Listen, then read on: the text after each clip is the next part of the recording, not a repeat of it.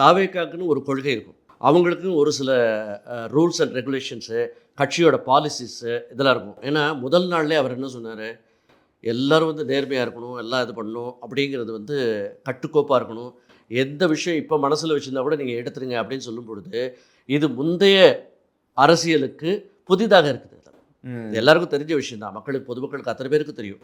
ஆக இந்த மாதிரி ஒரு கட்டளைகளை முதலமைச்சர் விஜய் அவர்கள் தன்னுடைய கட்சிக்கு வந்து கட்டுக்கோப்புக்குள் இருக்க வேண்டும் அப்படின்னு சொல்லுகிற சமயத்தில் மற்ற கட்சிகள் வந்து இவருடைய தாவேக்காவை பெயரை கெடுத்துடக்கூடாது இல்லையா? அந்த மாதிரி சிந்திக்கிறதுக்கு ஒரு வாய்ப்பு இருக்குது. அப்படி அவர் சிந்தித்தாரே ஆனால் வெளியிலேருந்து தான் அவங்க ஆதரவு தருவாங்க. ஆனால் என்னை பொறுத்த வரைக்கும் என்ன அப்படின்னு கேட்டிங்கன்னா, இப்போ இருக்கிற சுச்சுவேஷனில் வந்து முதலமைச்சர் திரு விஜய் அவர்கள் தான் முடிவெடுக்கணும். இது வந்து யாருமே நம்ம முடிவெடுக்க முடியாது. அந்த ஆதரவு தரக்கூடிய எம்எல்ஏக்களும் முடிவெடுக்க முடியாது. அவர் தான் அது முடிவெடுக்கணும். ஆனால் அவர் பார்த்து நல்ல முடிவாக எடுப்பார். ஏன்னா அவருக்கு வந்து அந்த அரசியல் அனுபவம் புதிதாக இருந்தாலும் ஆழமான அரசியல் தெரிவு இருக்கிறது.